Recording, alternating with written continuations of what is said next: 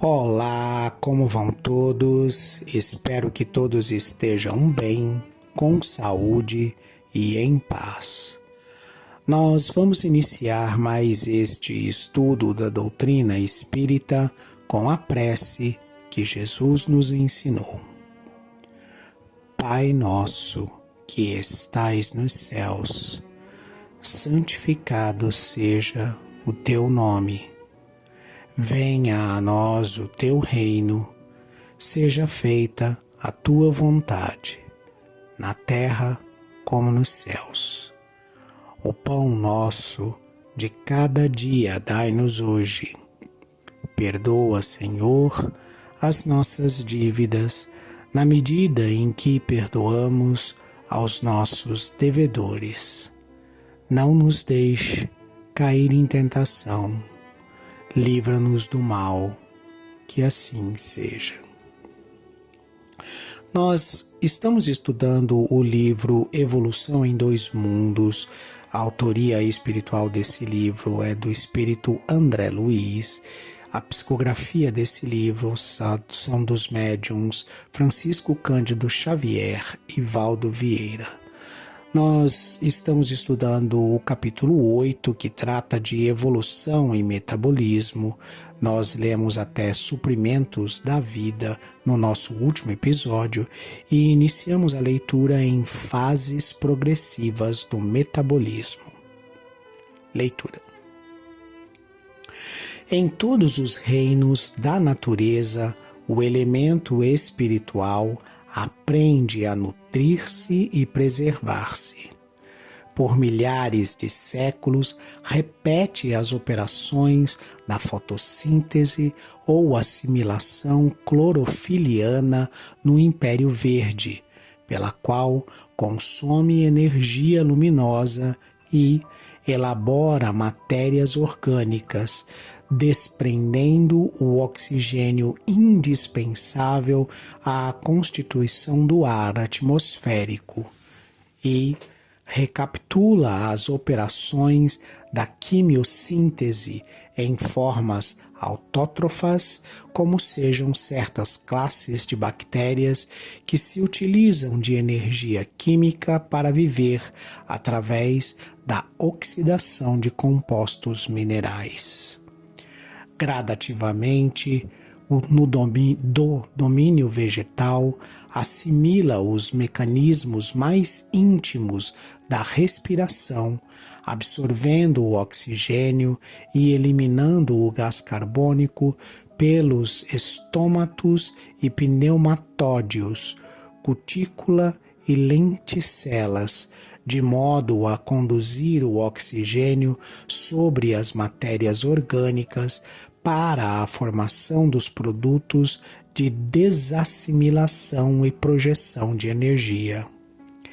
E, lentamente, em meio desprovido de matérias orgânicas, qual acontece com as nitrobactérias, as sulfobactérias, as ferrobactérias, etc., aprende também a oxidar, respectivamente, o amoníaco ou os nítridos, o ácido sulfídrico, o óxido ferroso.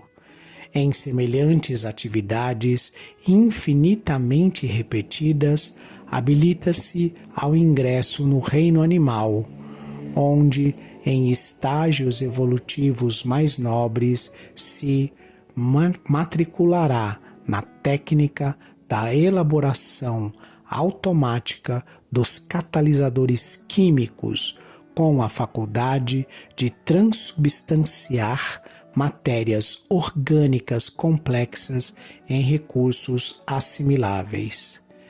Milênios transcorrem para que então consiga adestrar-se nas diástases diversas, como sejam as proteases e as zimases, entre os fermentos hidrolisantes e decomponentes. A crisálida de consciência inicia-se dessa forma na fabricação de prótides, clúcides, lípides e outros meios de nutrição, aprendendo igualmente a emitir hormônios de crescimento e vitaminas diversas no ciclo das plantas. Não apenas tecidos e órgãos do corpo físico se esboçam nas formas rudimentares da natureza, mas também os centros vitais do corpo espiritual que, obedecendo aos impulsos da mente, se organizam em moldes seguros com a capacidade de assimilar as partículas multifárias da vitalidade cósmica oriundas das fontes vivas de força que alimentam o universo. Alguém vai dizer aí, ou se já não está dizendo, meu Deus do céu, Valdir, não entendi nada do que esse homem falou. Para com isso, gente, que não entendi nada. Vamos raciocinar aqui e a gente chega lá. Primeiro, vamos fazer o seguinte, vamos partir do complexo para entender o simples, ao invés de fazer o inverso, que é partir do simples para entender o complexo, né? Nós, enquanto espíritos encarnados, o nosso perispírito, o nosso ser, ele se manifesta de forma muito complexa. A gente tem a psique, a inteligência, a memória, nós temos o perispírito, que é um meio semi-material. Nós temos a ligação desse perispírito e do nosso espírito, consequentemente, com o corpo físico, e esse corpo físico, até para funcionar, ele é dividido numa série de centros vitais, que a gente já viu anteriormente nos outros capítulos desse livro, né? Cada centro vital desse tem a sua característica, tem as suas células que formam os trabalhadores desse centro vital. Cada centro vital trabalha com determinadas energias que estão sendo obtidas por nós através dos mais diversos mecanismos, né? Então a gente tem, por exemplo, energias que são energias materiais e que a gente precisa para a manutenção do nosso corpo físico, e a gente tem energias espirituais e psíquicas que estão sendo produzidas pelos nossos sentimentos, pelos nossos pensamentos e pelos nossos desejos e pelas nossas ideias. Essas energias, elas causam equilíbrio ou distúrbios nesse organismo físico que nós temos. E aí vem a pergunta: onde que as nossas células aprenderam a lidar com essas energias que nós, enquanto espíritos, somos como se fosse uma grande usina de energias?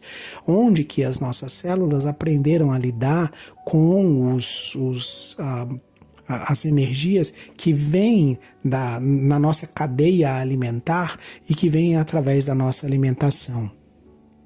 Se vocês observarem, tudo que diz respeito, ou praticamente tudo que diz respeito à matéria no nosso organismo tem algum tipo de reação química envolvida nisso, né? Então, quando a gente fala das defesas do nosso organismo, nós estamos falando de reações químicas e de interação entre elementos químicos que estão inseridos dentro do fluido vital e que estão envolvendo vida. Então, quando a gente fala de defesa do nosso organismo, nós estamos defendendo o nosso organismo vivo de outros organismos que também são vivos, que são os casos dos vírus e das bactérias, né? Então essa concepção de como é que essa defesa acontece, como é que o nosso organismo expulsa através de movimentos químicos e bioquímicos esses invasores que nos causam doenças do nosso organismo, expulsa esses invasores de dentro do nosso organismo, ou como que o nosso organismo aprende a anular a ação desses vírus e dessas bactérias que nos são prejudiciais. Todo esse processo passa pelo processo de absorção de energia. A gente precisa de energia, a gente precisa ter a nossa energia renovada através da alimentação.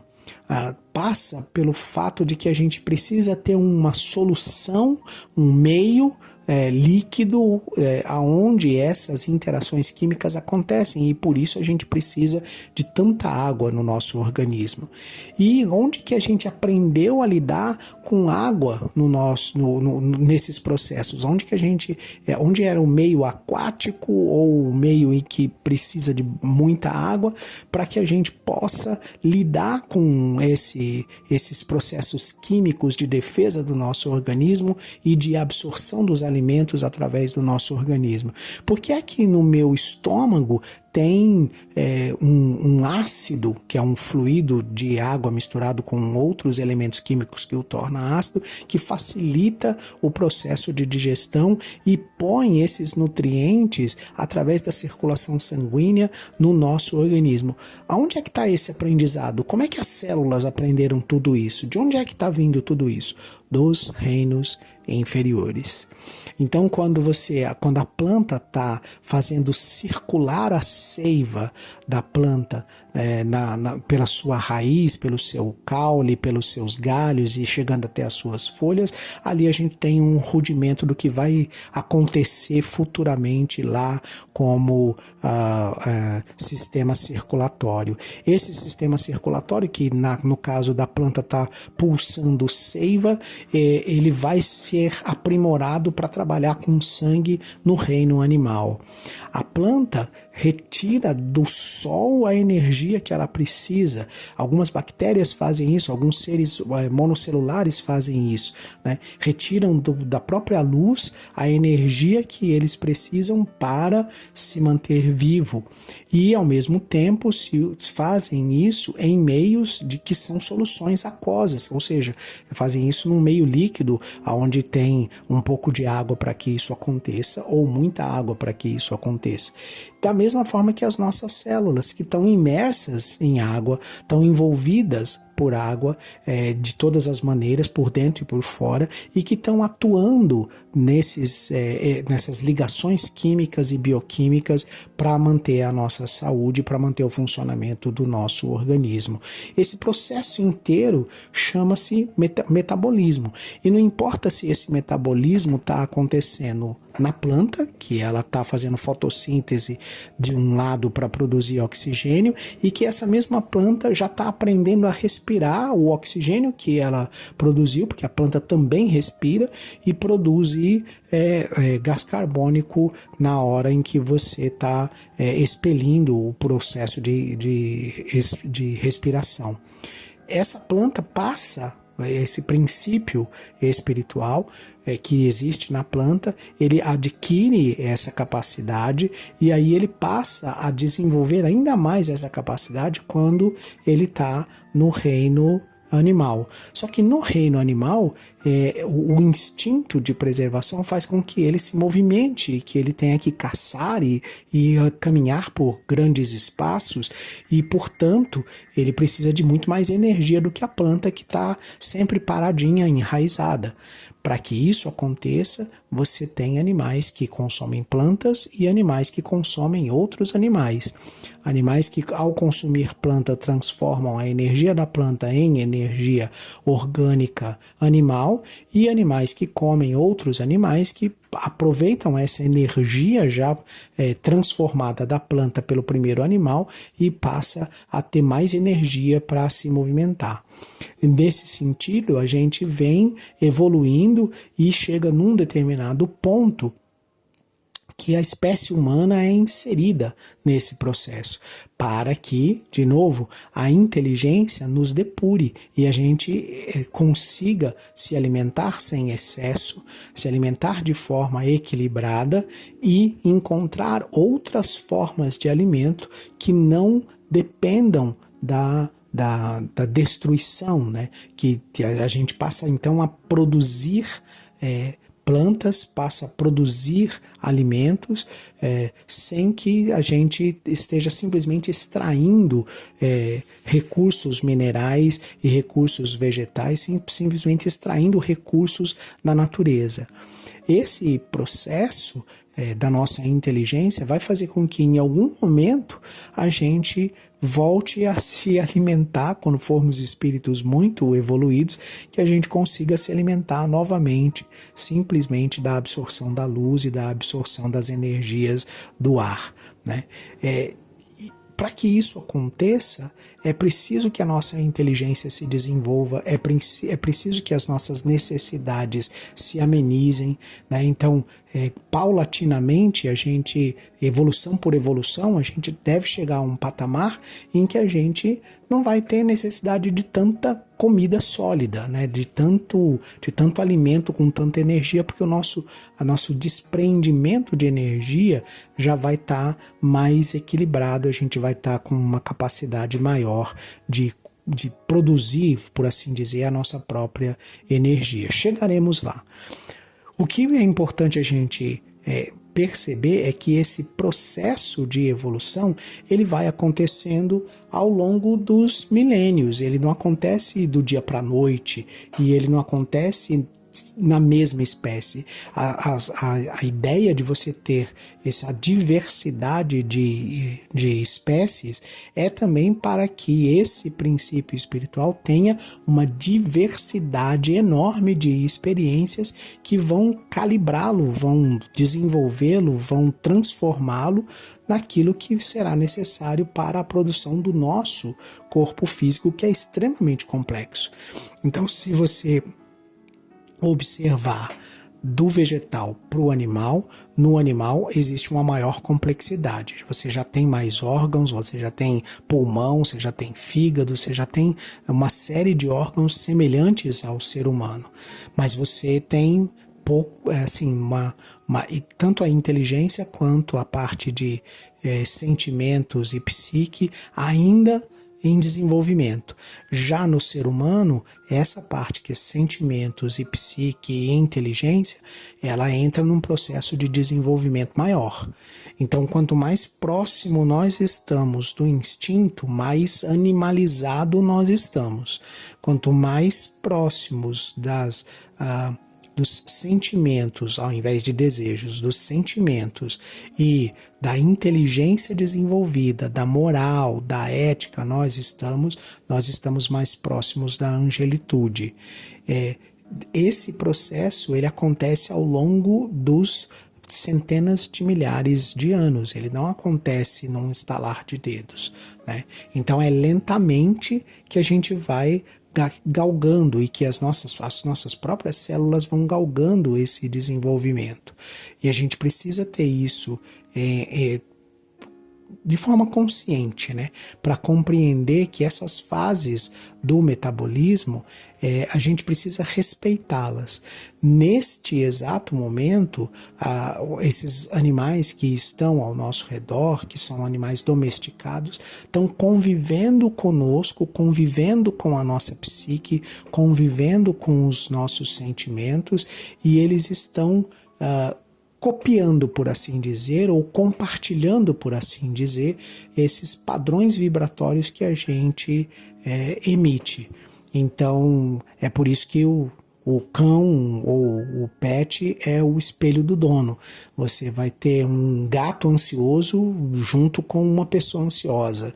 Você vai ter um cachorro nervoso junto com a pessoa nervosa, porque eles estão assimilando essa nossa vibração psíquica. E a gente precisa compreender isso e ter responsabilidade sobre essas vibrações psíquicas que a gente emite. É por isso que você tem essa certeza absoluta de que o teu pet te ama de verdade, porque você se ama. E aí você traz no reflexo dele, do seu pet, essa sensação de bem-estar e de sentimento desse convívio, o que é muito benéfico para os nossos centros psíquicos.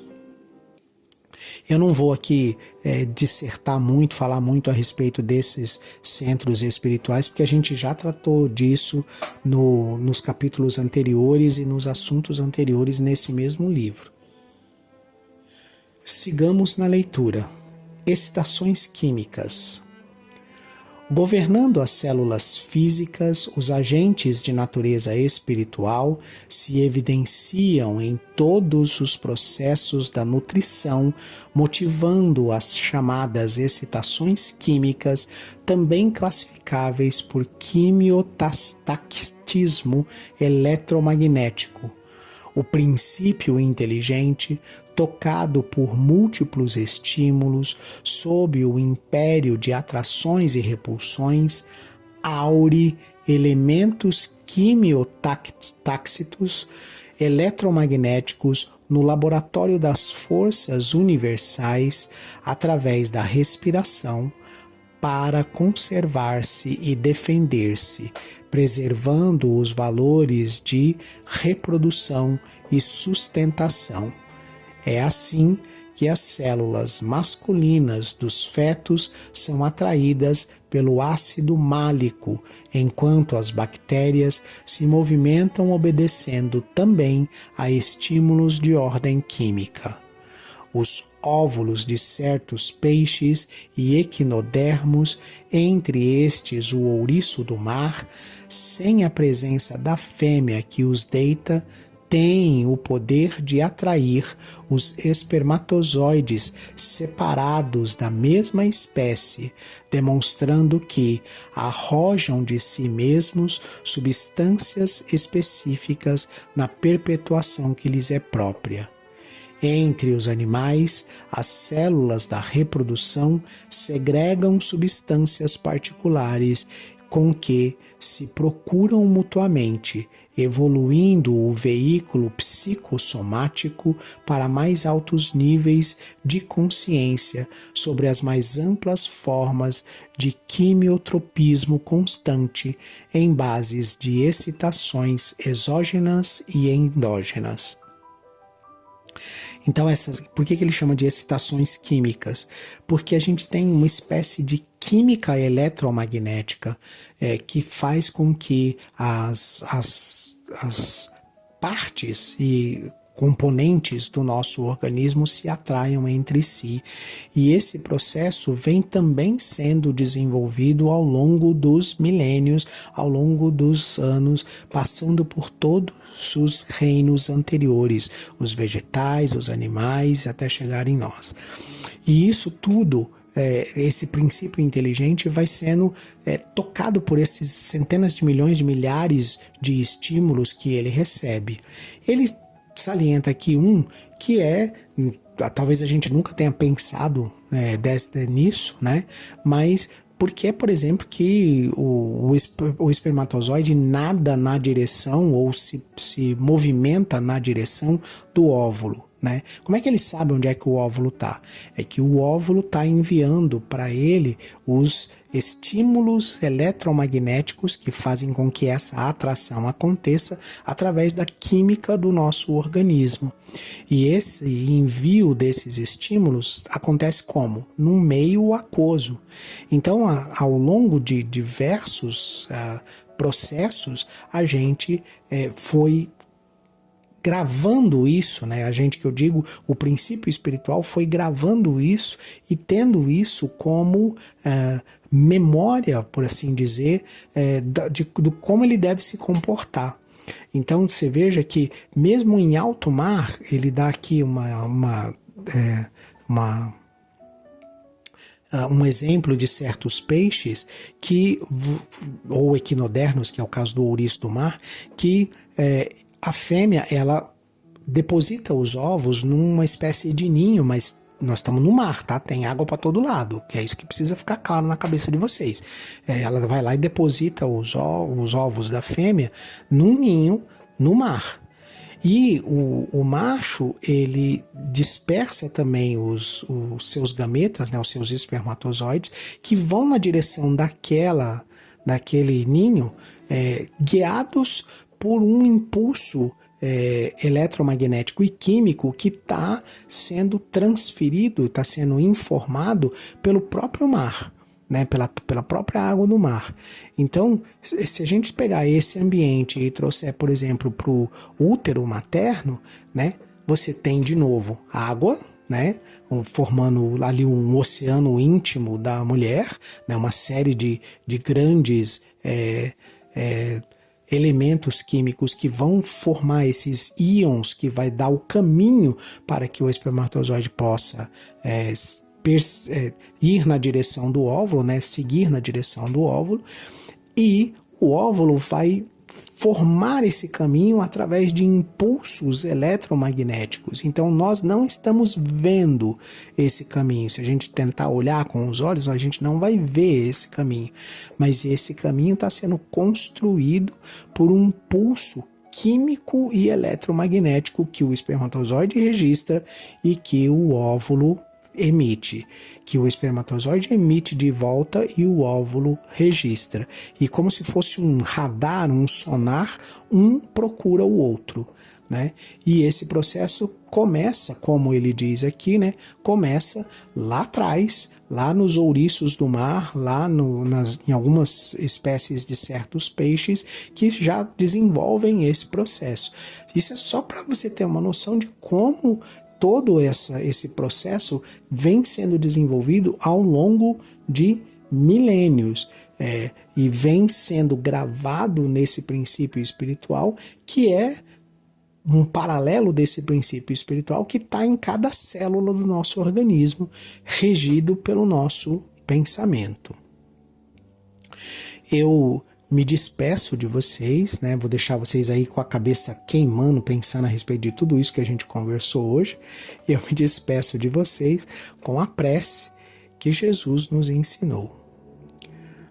Pai nosso, que estais nos céus, santificado seja o teu nome. Venha a nós o teu reino. Seja feita a tua vontade, na terra como nos céus. O pão nosso de cada dia dai-nos hoje. Perdoa, Senhor, as nossas dívidas, na medida em que perdoamos aos nossos devedores. Não nos deixe cair em tentação. Livra-nos do mal, que assim seja.